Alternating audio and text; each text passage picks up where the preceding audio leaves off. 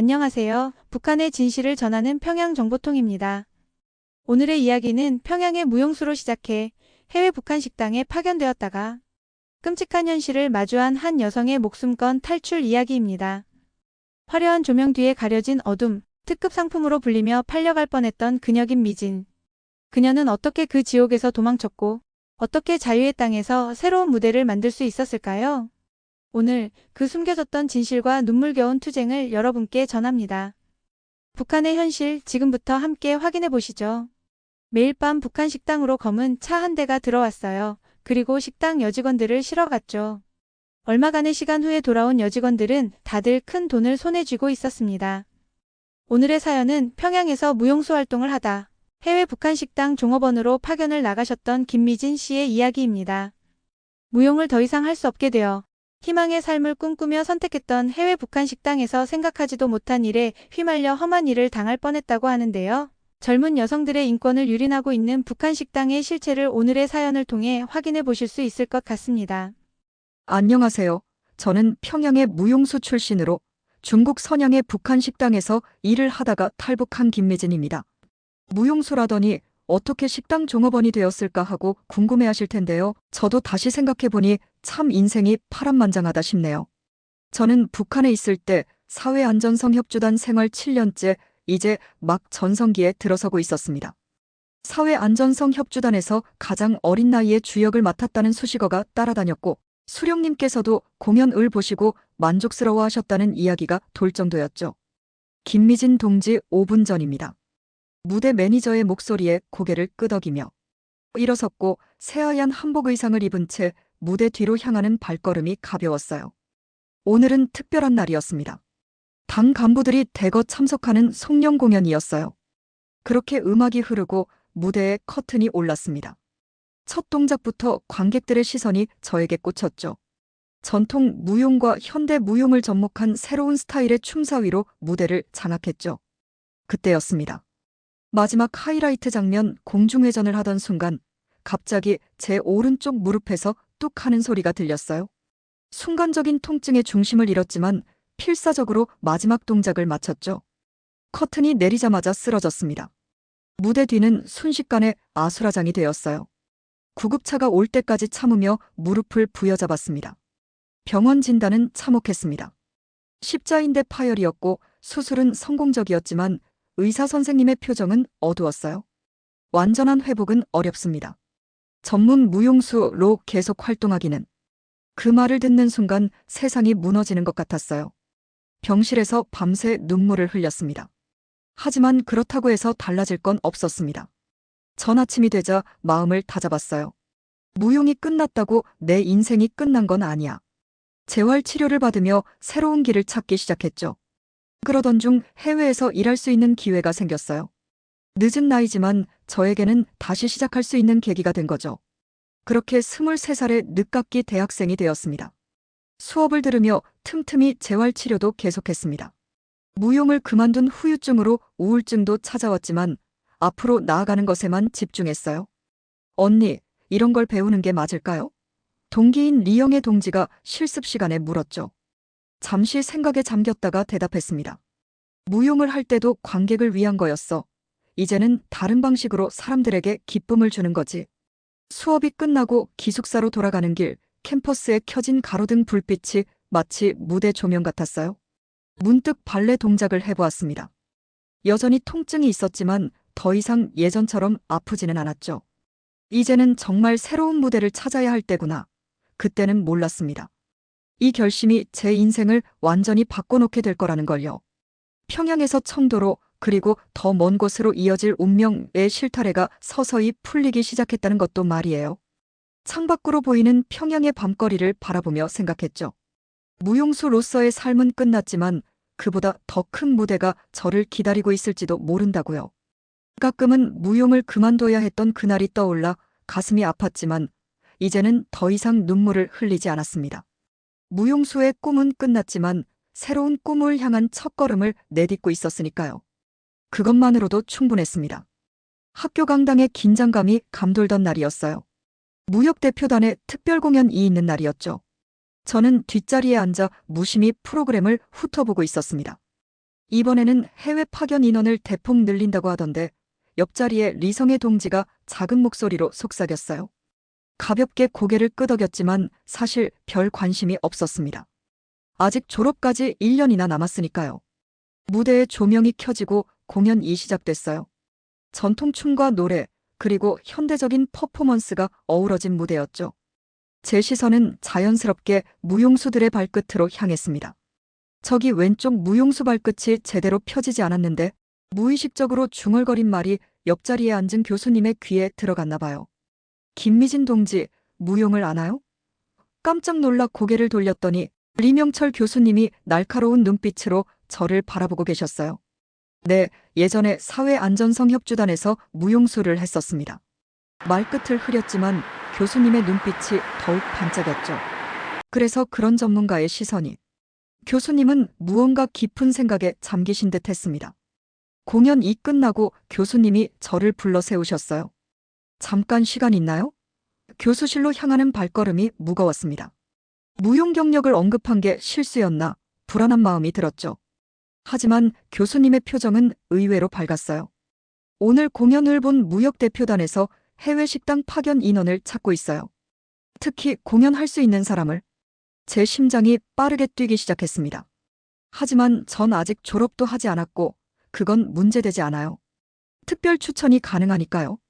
교수님의 말씀은 계속되었죠. 중국 청도의 북한 식당에서 공연도 하고 서비스도 배울 수 있는 기회라고 하셨습니다. 게다가 다른 종업원들과 다르게 공연 담당 메인으로 들어갈 수 있다고 하셨어요. 시간은 많지 않아요. 지금 결정해야 합니다. 하겠습니다. 제 목소리가 단호하게 나왔어요. 교수님이 만족스러운 미소를 지으셨습니다. 내일 아침 무역대표단 면접이 있어요. 준비하세요. 그날 밤 기숙사방에서 오랜만에 스트레칭을 했어요. 무릎은 여전히 완벽하지 않았지만 간단한 동작은 가능했습니다. 언니, 정말 가는 거예요? 성애 동지가 걱정스러운 눈빛으로 물었죠. 그래, 가야 해. 이건 기회야. 다음 날 아침 면접장에는 긴장감이 가득했습니다. 무역대표단의 박종현 동지가 꼼꼼하게 제 이력을 확인했어요. 사회안전성 협주단이라 재미있군요. 날카로운 눈빛으로 저를 바라보던 박종현 동지가 말했습니다. 간단한 무용 동작을 보여줄 수 있나요? 준비했던 거였어요. 무릎이 허락하는 선에서 가장 아름다운 동작을 선보였죠.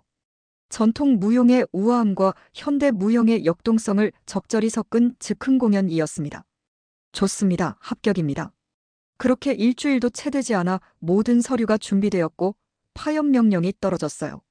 평양을 떠나기 전날 밤 무용단 시절 찍은 사진을 꺼내보았습니다. 이제 정말 새로운 시작이구나. 창밖으로 보이는 평양의 밤거리가 유난히 아름다워 보였어요. 내일이면 이 풍경도 볼 수 없겠지만 두렵지는 않았습니다. 오히려 설렘이 가득했죠.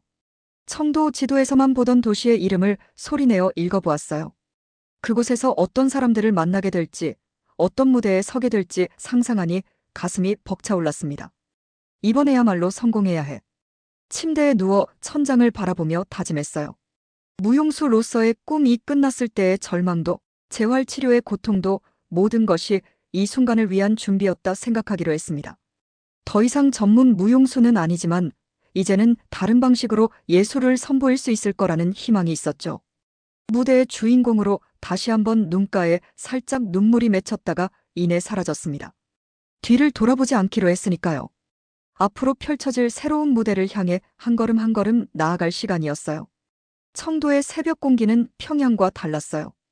짭조름한 바닷내음이 코끝을 스치고 멀리서 들려오는 갈매기 소리가 낯설었어요.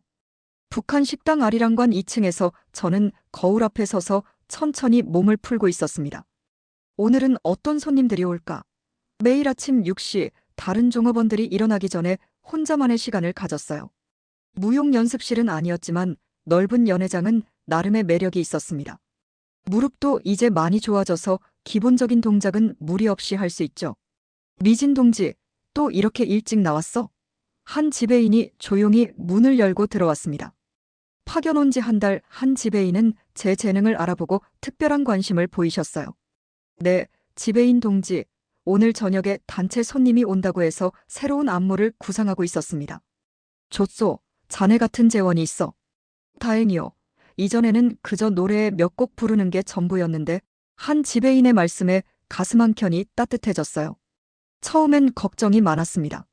무용수 출신이라고 무시당하지 않을까, 다들 어떻게 볼까 하지만 그런 걱정은 기우였고 미진 동지가 와서 식당 분위기가 완전히 달라졌어요. 주방에서 일하는 김영숙 동지의 말처럼 아리랑과는 변화하고 있었습니다.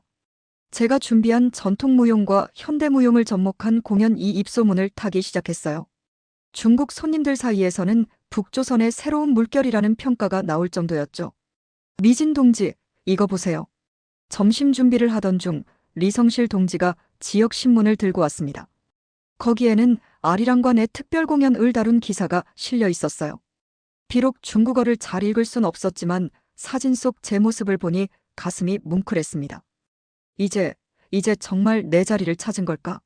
저녁 공연을 준비하며 생각에 잠겼어요. 사회안전성 협주단에서의 생활과는 전혀 달랐지만 나름의 의미가 있었죠.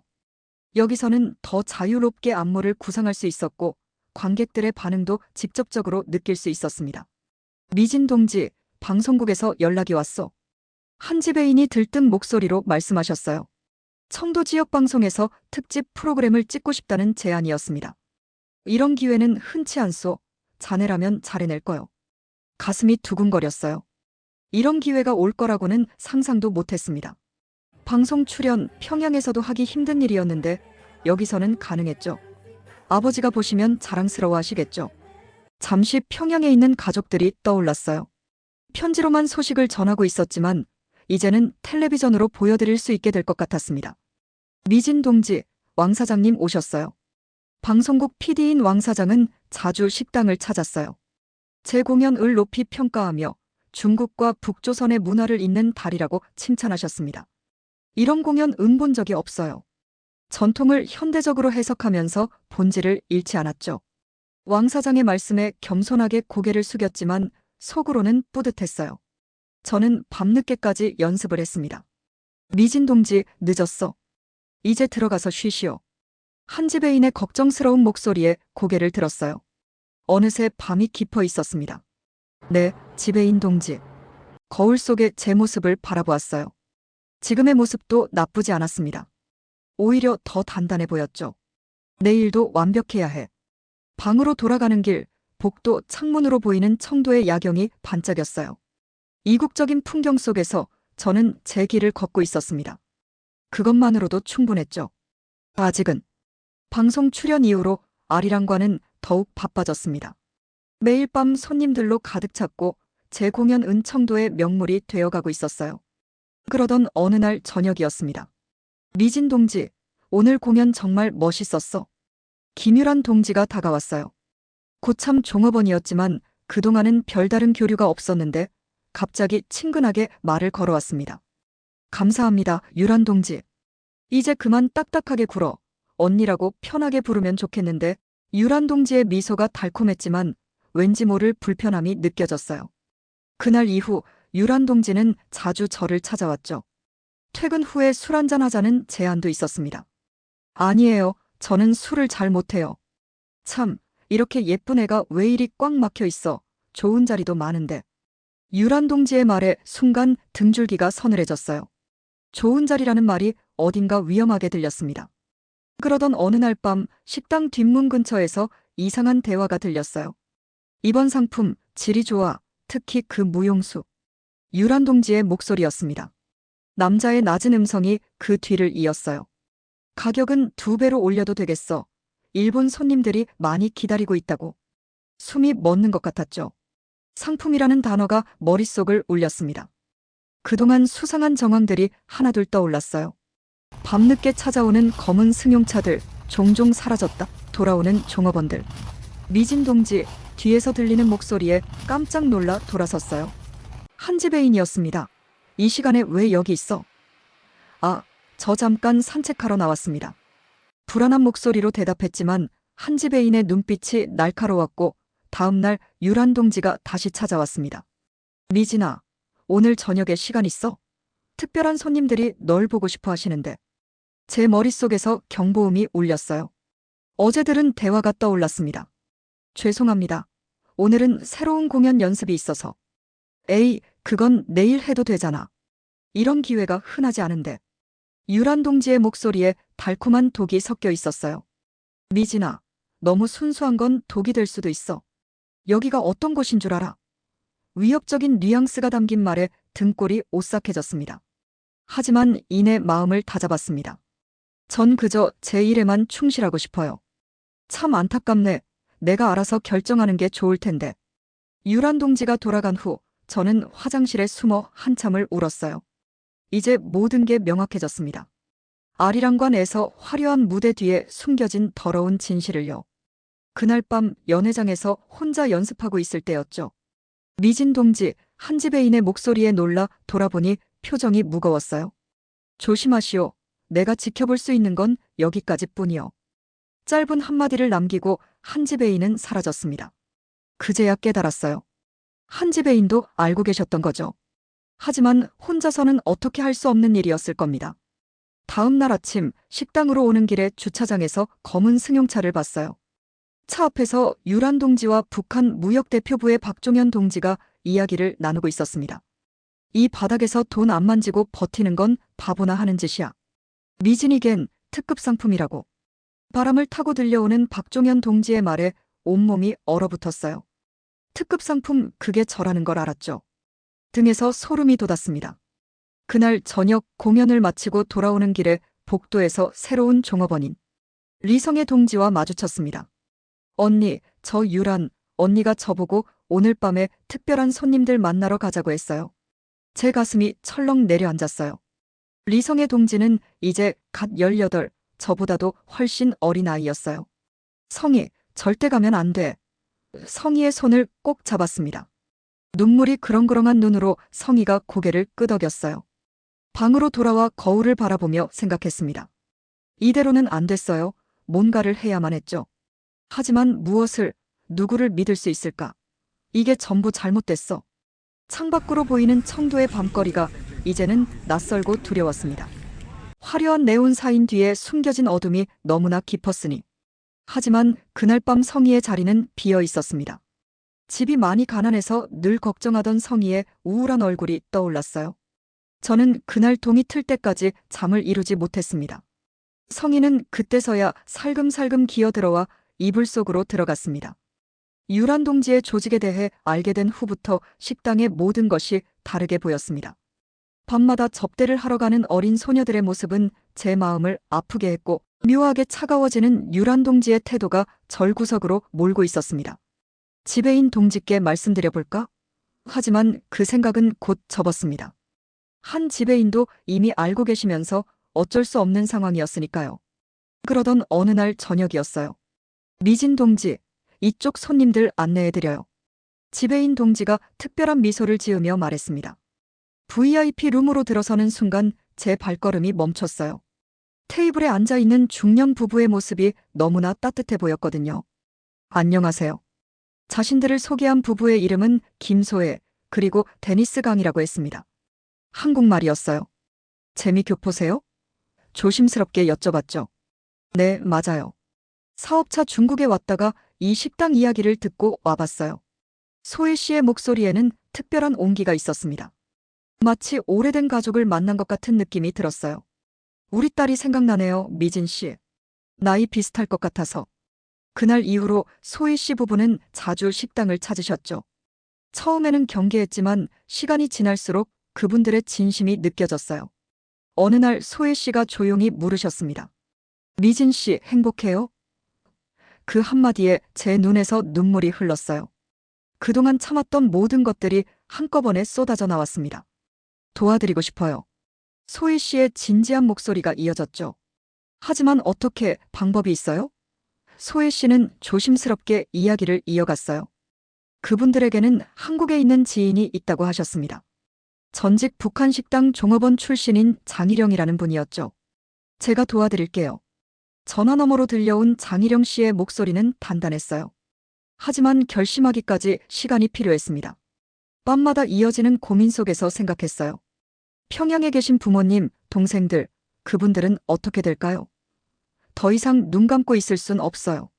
결심을 굳히는 데는 한동안 시간이 걸렸습니다. 그동안 소희 씨 부부와 장희령 씨는 꼼꼼하게 계획을 세워주셨어요. 특별 공연을 준비한다고 하세요. 그러면 연습 시간을 더 많이 가질 수 있을 거예요. 장희령 씨의 조언대로 저는 대규모 공연을 기획한다고 발표했어요. 한 지배인의 눈빛이 무언가를 알고 계신 듯 했지만 말없이 허락해 주셨죠. 이건 위험한 도박이니까 데니스 씨의 말씀이 맞았습니다. 하지만 이제 돌아갈 수는 없었어요. 동시에 저는 유란 동지 조직의 성접대 증거를 수집하기 시작했습니다. 매 순간이 위험의 연속이었죠. 이 정도면 충분할 거예요. 수집한 증거들을 보면서 마음을 다잡았어요. 내일이 그날이에요. 소희 씨의 연락을 받은 그날 밤, 저는 평소처럼 연습실에서 춤을 췄어요. 어쩌면 이곳에서의 마지막 춤이 될지도 모르니까요. 이제 정말 시작이구나. 거울 속 제 모습을 바라보았습니다. 두렵지만 후회는 없었어요. 유란 동지의 조직이 발각되는 순간의 혼란 속에서 제 탈출도 시작될 거였죠. 부모님을 떠올리며 눈물이 쏟아졌어요. 하지만 어쩔 수 없었습니다. 저는 도망쳐야 했어요. 떨지 마, 평소처럼 중얼거렸지만 이번에는 의미가 달랐어요. 내일은 정말 완벽해야만 했습니다.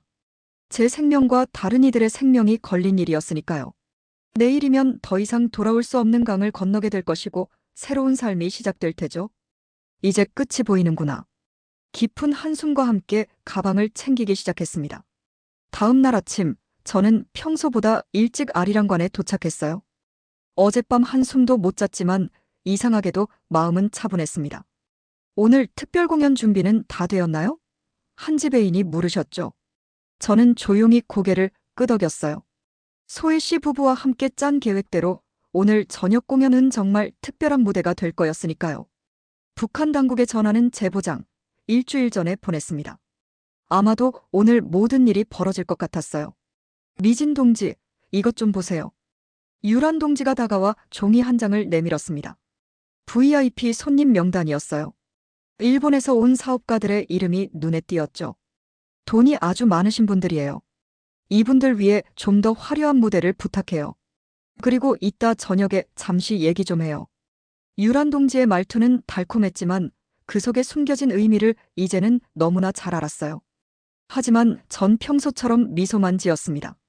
오후부터 리허설을 시작했어요. 새로운 안무를 연습한다는 핑계로 자유시간을 충분히 확보했죠. 전 부모님께 쓴 편지를 손에 들고 생각에 잠겼습니다.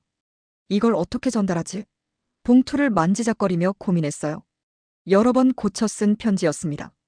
겉으로 보기에는 평범한 안부 편지였지만 그 속에는 제 마지막 인사가 담겨 있었죠. 무용단 시절 연습했던 동산에서 꽃이 피면 다시 만나요. 우리 가족들만이 알 수 있는 의미를 담아 조심스레 적었어요. 마침 주방 배달차가 눈에 들어왔습니다. 매주 평양에서 식자재를 가져오는 차량이었고 조심스럽게 차량 기사를 찾아갔어요. 이 편지를 평양에 계신 제 가족에게 전해주실 수 있나요? 늘 보던 얼굴이라 그런지 기사님은 흔쾌히 받아주셨습니다. 제 마음이 가족들에게 잘 전해졌으면 좋겠다고 생각했죠. 그리고 저녁이 되자 식당이 손님들로 가득 찼어요. 소희 씨 부부도 평소처럼 자연스럽게 자리에 앉으셨습니다. VIP 룸에는 일본 손님들이 들어섰습니다. 미진 동지, 공연 시작 10분 전이에요. 분장실에서 마지막 준비를 하는데 유란 동지가 들어왔어요. 오늘 공연 후에 VIP 손님들과 따로 이야기할 시간이 있을 거예요. 준비해두세요. 심장이 쿵쾅거렸지만 침착하게 대답했습니다. 네, 알겠습니다. 7시 정각에 공연이 시작됐어요. 제가 마지막으로 추는 춤이라고 생각하니 가슴이 먹먹해졌습니다. 그동안 연습한 모든 것을 쏟아부었습니다. 첫 번째 무대가 끝나고 잠시 휴식 시간이었어요. 갑자기 식당 입구 쪽에서 소란이 일어났습니다. 도망가지 마, 북한 보위부에서 나온 요원들이었다. 보낸 제보가 생각보다 빨리 도착한 모양이었어요. 순식간에 식당은 아수라장이 됐죠. 박종현, 김유란 체포한다. 유란 동지가 비명을 지르며 뒷문으로 달아나려 했지만 이미 모든 출구가 봉쇄된 후였어요. 저는 미리 준비한 대로 조용히 자리를 피했습니다. 혼란 속에서 아무도 저를 신경 쓰지 않았어요. 소혜 씨 부부가 계신 뒤뜰로 달렸습니다. 미진 씨, 이제 가요? 달려 나온 저를 보고 화색이 도는 소희 씨가 제 손을 잡아주셨습니다. 작은 가방 하나만 들고 준비된 차에 올랐어요. 차는 이미 시동이 걸려 있었죠. 뒤에서는 계속해서 고함 소리가 들렸습니다. 미진 동지는 어디 갔어? 찾아, 빨리. 하지만 이미 늦었어요. 우리 차는 식당을 벗어나 어둠 속으로 달리고 있었으니까요. 조선족 마을로 가는 길은 소혜 씨 부부가 이미 익숙하게 찾아가고 있었습니다. 장희령 씨가 보낸 사람들이 기다리고 있을 거예요. 이미 한국행 준비는 다 되어 있었죠. 미진 씨, 이제 곧 자유예요. 데니스 씨의 말씀에 눈물이 났습니다. 조선족 마을에서 라오스로, 다시 태국으로 한 달이 넘는 시간 동안 숨죽여 이동했습니다. 매일 밤 잠들기 전 평양에 계신 가족들 생각에 눈물이 났지만 앞만 보고 걸었어요. 그리고 마침내 방콕의 한국대사관에 도착했을 때 그제야 실감이 났습니다. 제가 진짜 살아남았다는 것을요. 인천공항에 도착했을 때는 한여름이었고 청도를 떠난 지 2달이 지난 후였죠. 하지만 그때부터가 또 다른 시작이었습니다. 국정원에서 한 달간 조사를 받았어요.